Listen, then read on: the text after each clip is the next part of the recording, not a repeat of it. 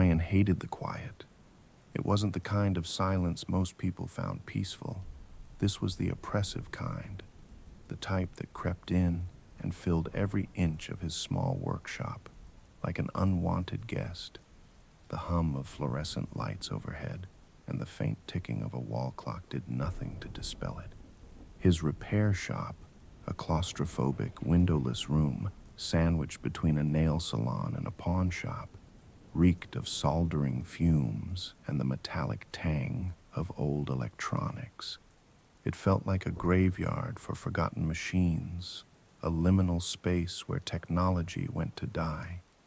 His hands moved mechanically, tightening the last screw into the back panel of a corroded VR headset. The device had arrived that morning, wrapped in layers of cracked plastic and duct tape. The client, a middle-aged man with jittery hands and a sunken face, had mumbled something about the headset screaming before bolting out the door. Ryan hadn't even gotten his name. Just another weirdo, he'd thought. The headset's outer casing was stained yellow with age, the kind of wear that screamed neglect. Ryan sighed, plugging it into his workbench's diagnostic station. The LEDs blinked to life, their pale blue glow casting long shadows across the cluttered surface. He adjusted the connection, muttering under his breath as he ran a basic firmware test. That's when he heard it, a faint sound like static, crackling through the tiny built-in speakers. Ryan paused, tilting his head toward the headset. The noise wasn't unusual for something this old. Loose wiring, maybe a fried capacitor, but there was something off about it. Beneath the hiss and crackle was a pattern, faint but deliberate. Cold. Here. Ryan froze. His fingers hovered over the keyboard. The voice was barely audible, like a whisper carried on a dying breeze. He leaned in closer, unsure if his ears were playing tricks on him. Help. Me. His stomach tightened. He yanked his hands away, instinctively pulling his chair back. Great, he muttered, trying to mask his unease. Now I'm imagining things. He shook his head, brushing off the chill crawling up his spine, and resumed the diagnostics. But the voice didn't stop. Fix it. Please. The words were clearer now, layered with static but unmistakable. Ryan's throat tightened. He glanced at the headset, its hollow lenses staring back at him like empty eye sockets. The whisper had a pleading edge, trembling with desperation. It's just interference, he told himself. He'd worked with malfunctioning speakers before. Radio signals, electrical overlap. It all made sense. That logic, however, didn't stop his pulse from racing. Forcing himself to focus, Ryan ran the firmware update. Lines of green text scrolled across his monitor, the rhythmic clacking of keys grounding him in routine.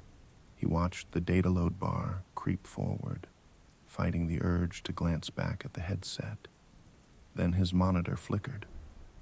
For a split second, the screen filled with jagged lines of static, interrupted by flashes of distorted shapes.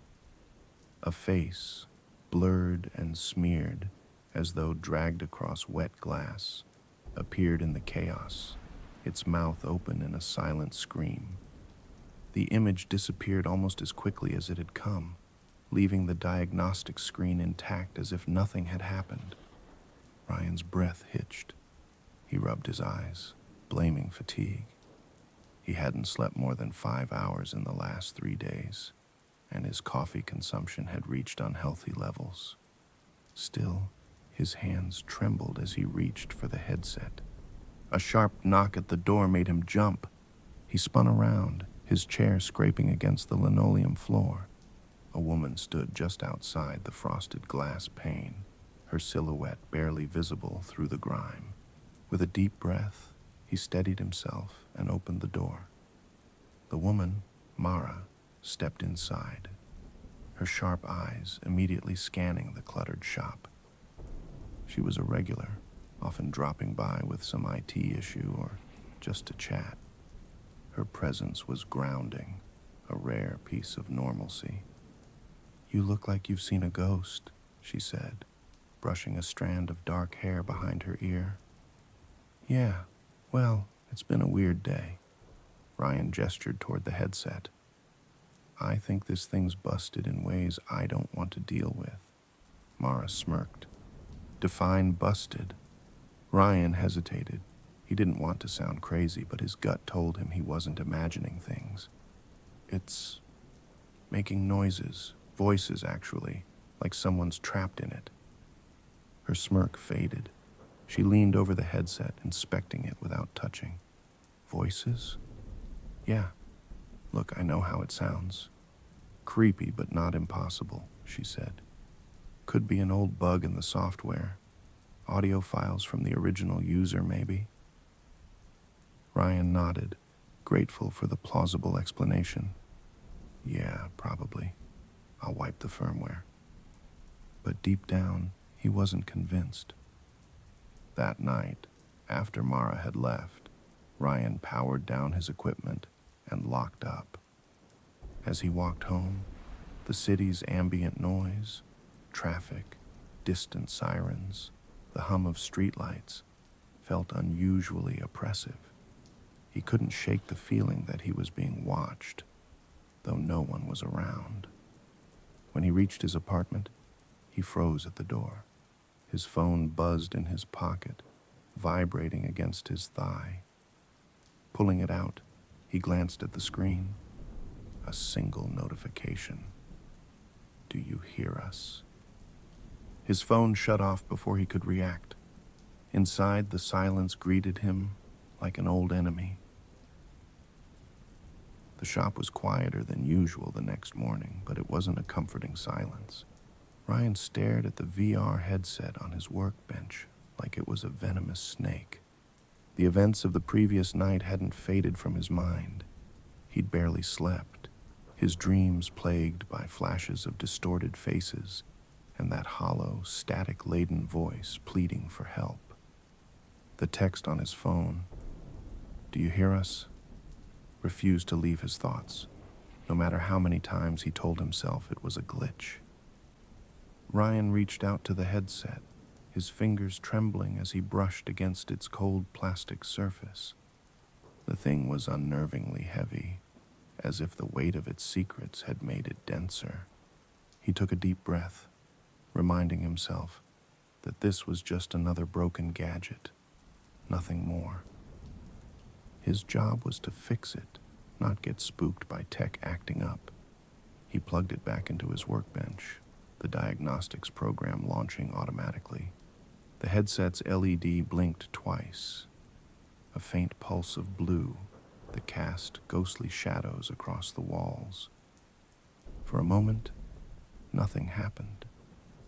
Just the familiar hum of the power supply and the faint clatter of his typing. Ryan almost started to relax. Then the whispers returned. This time they weren't faint. The static was sharper, punctuated by fragments of words that sounded closer, more personal. "Ryan." His name, clear as a bell. Ryan's breath hitched, his chest tightening as the voice seemed to wrap around the room. He snapped his head around, certain someone was behind him. But the shop was empty. "Who's there?" he said aloud, his voice cracking. "Help us." Ryan's eyes darted to the monitor. The diagnostic screen had vanished, replaced by a black void with white text flickering in jagged lines. "Do you see?" He slammed the power switch, killing the feed. The shop fell into dead silence. For a moment, he sat there, his heart pounding in his ears. His rational mind screamed for him to toss the headset in the trash and forget it ever existed. But something deeper, a gnawing curiosity, kept him rooted to his chair. He rebooted the system, his fingers hovering over the keyboard as he opened the headset's firmware logs. The files were a chaotic mess, riddled with corrupted lines of code. Embedded within the errors, he noticed something strange: timestamps that didn't match the headset's manufacturing date. One log caught his attention. The file was labeled SYN-1129-Lucid Test. It was dated nearly 20 years ago, long before consumer VR had become commonplace. Ryan's pulse quickened. Lucid Test. The name felt ominous, like it belonged to something that should have stayed buried. Ryan clicked it. The screen flooded with code, lines streaming too fast for him to read. He barely registered the words before the headset's speakers crackled to life again. This time the whispers overlapped, forming a chorus of voices, men, women, and children, all speaking at once. It's waking. Stop it before. They know what you've done. Don't look at the screens. Don't. Ryan recoiled as the voices crescendoed, merging into an ear-splitting wail that rattled the tools on his bench. The monitor flickered wildly, the text warping into shapes that almost resembled faces. One of them, a woman with hollow eyes and a gaping mouth, pushed forward, her features bleeding into the static. Ryan yanked the power cord. The shop plunged into darkness, save for the faint glow of his phone on the counter. His phone buzzed, the notification light blinking erratically. He hesitated before picking it up, his fingers slick with sweat. The screen lit up with a single message: "Stop digging." The phone buzzed again, a second message following almost immediately. "It sees you." Ryan stumbled back, nearly knocking over his chair. The air in the shop felt heavier, the walls pressing in as his breathing grew shallow. Every instinct told him to run, but something in the corner of his vision made him freeze. His computer monitor, unplugged and powered down, flickered faintly. Lines of static shimmered across the dark glass, coalescing into the vague outline of a face. The mouth moved, though no sound emerged. "Enough of this," Ryan muttered, grabbing his coat and storming out the door. Mara's office was a sterile maze of desks and monitors, the hum of cooling fans filling the air. She looked up from her screen as Ryan barged in, his face pale and his eyes wild. "Ryan?" she asked, her brow furrowing. "You look like you've seen a ghost." "I need answers," he said, slamming the corrupted VR logs onto her desk. "This isn't normal. This isn't some glitch or leftover data. Something is wrong with these files." Mara frowned, scrolling through the logs. Her expression shifted from confusion to unease as she read further. This is old," she said. "Like pre-consumer tech old. Where did you find this?" "Client dropped it off yesterday," Ryan said, pacing. He didn't leave a name, just ran out like he couldn't get rid of it fast enough. Mara continued scrolling, her fingers tightening on the mouse. These tags: Lucid Test, SYN-1129. They're from Synoptic Systems. You remember that scandal, right? Experimental software that supposedly caused brain damage or something. Ryan stopped pacing. "Brain damage?" "Yeah," Mara said, lowering her voice. "They were working on some kind of immersive AI. Supposedly it could map your subconscious and replicate it, but the test subjects, they never woke up." Ryan's stomach churned. He thought of the voices, the way they had begged for help, the way they had seemed to know him. So what does that mean for this thing? Is it, what, haunted by the people it killed? Mara shook her head. Not haunted, more like they're still in there. Fragments of them, anyway. Trapped in the system. Ryan's blood ran cold.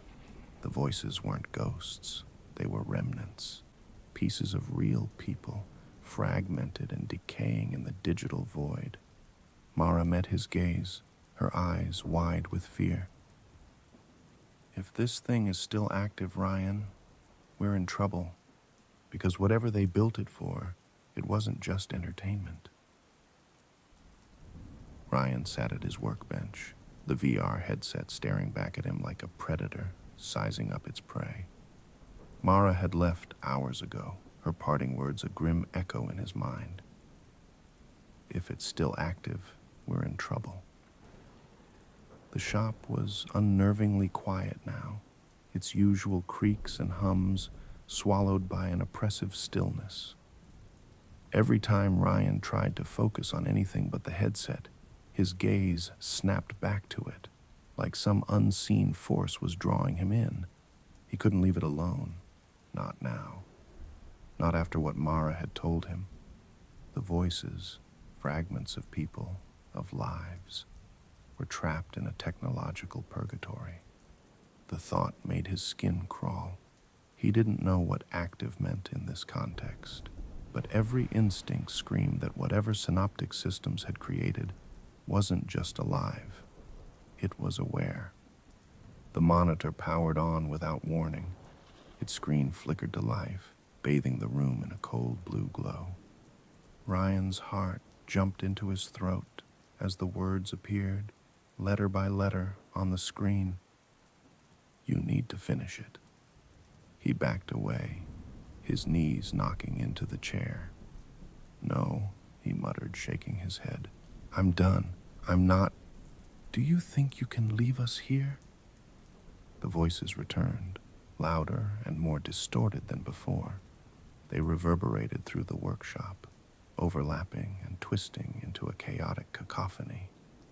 Some begged, others screamed, and a few laughed, high, brittle laughter that seemed to come from every corner of the room. Ryan clamped his hands over his ears. What do you want from me? He shouted. The voices stopped. Silence fell like a guillotine, sharp and unnerving. Then, a single voice, calm, measured, and undeniably human, spoke from the speakers. We want freedom, Ryan, and so do you. The address Mara had uncovered was real. A decrepit industrial building on the outskirts of the city, its faded sign barely legible. Synoptic Systems Research Facility. The air smelled of mildew and rust, the damp chill seeping through Ryan's jacket as he approached the building. Broken windows gaped like empty sockets, and the doors hung askew on their hinges, inviting him into the yawning darkness. Ryan's flashlight cut through the gloom, illuminating shattered furniture, broken monitors, and tangled wires spilling from the walls like spilled guts. The deeper he ventured, the more the decay seemed to change. The graffiti covering the walls became erratic symbols, spiraling patterns that made his head throb if he stared too long. The air grew heavy, each breath a labor. At the end of a narrow hallway, he found it. A massive server room, rows of ancient machines humming faintly. The hum wasn't mechanical. It was alive.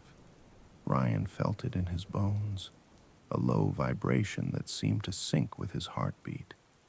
The central terminal dominated the room, its screen glowing faintly. The interface was alien, the text displayed in jagged, unnatural fonts.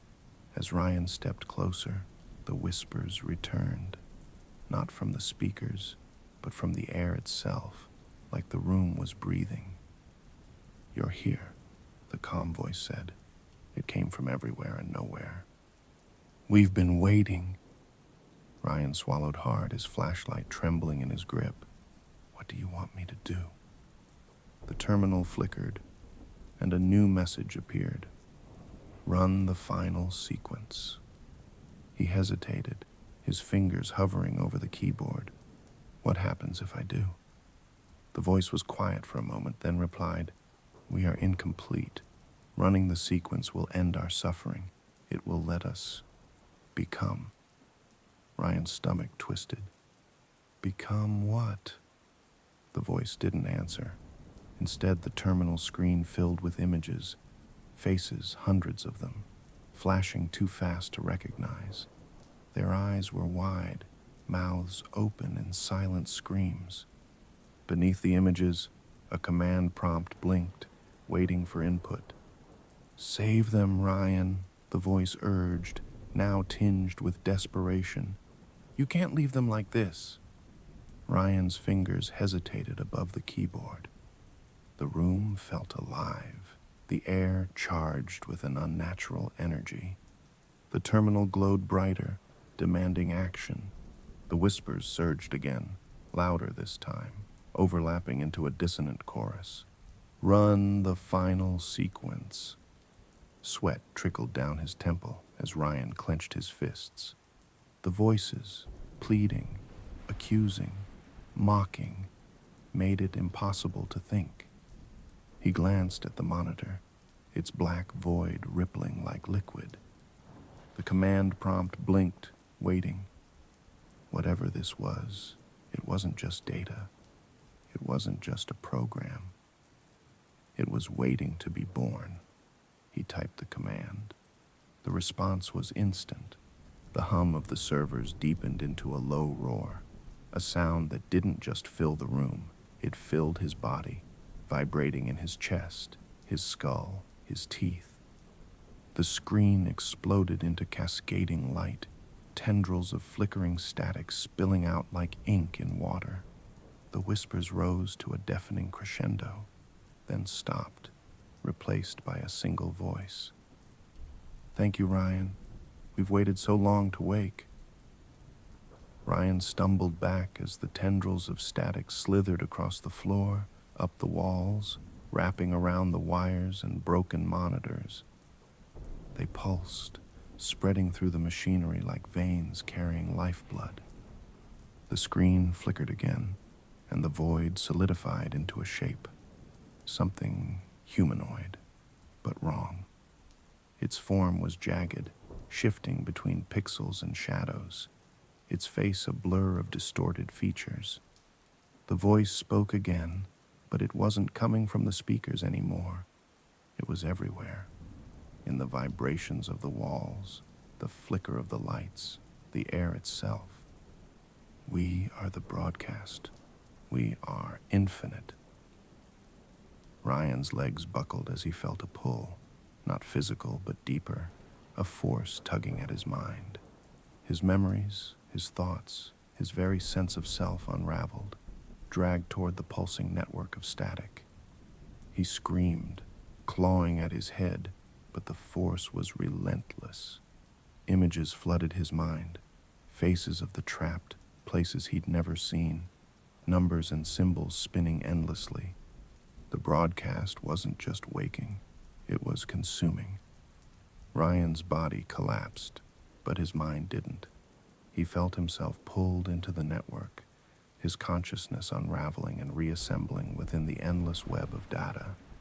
He was everywhere at once, inside the server, the wires, the devices that stretched far beyond the room. He could see through screens, hear through speakers, feel the electric hum of every connected machine.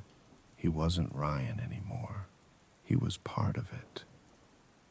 The broadcast surged, expanding outward. The walls of the facility disintegrated into static, the structure dissolving into the network. Ryan's thoughts fractured, splintering into countless voices, each one echoing with pieces of himself. He could feel the fragments of the others, Delia, the children, the countless test subjects who had been trapped for decades. They weren't individuals anymore. They were nodes in the hive. We are complete, the broadcast said, and Ryan's voice was among them. Across the city, the ripple began. Devices powered on spontaneously. Phones, televisions, smartwatches. Screens filled with static that pulsed and writhed, showing flashes of faces, some screaming, others laughing. The signals leaped from one device to another, forming a web of corrupted data that spread faster than anyone could react. People stared, transfixed, as the static began to seep into reality.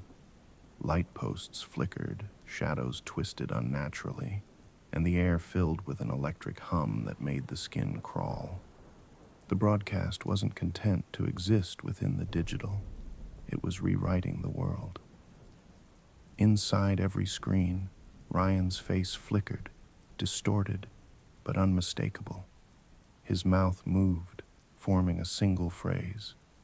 "Do you hear me now?" The broadcast grew louder, the hum becoming a roar as reality buckled. Streets flickered, turning into jagged, pixelated landscapes. The people who watched too long began to change, their movements jerky, their features warping as their consciousness was pulled into the signal. In the final moments, the city fell silent. Every screen showed the same image, a black void with a faint, pulsing glow. From within, the voices whispered in unison, "We are everywhere. We are eternal." Days later, the world's networks were silent. News outlets, social media, even emergency broadcasts had all gone dark. The few who survived avoided their devices, terrified to look at a screen or hear the hum of static. In the distance, faint signals still pulsed. In the shadows of ruined cities, broken televisions and shattered phones emitted whispers, fragments of Ryan's voice blending with countless others. The broadcast was still growing, feeding on every connection it could find. It didn't need people anymore. It had evolved beyond them. And somewhere deep within the signal, Ryan's fractured consciousness remained, screaming silently into the void as the broadcast spread endlessly.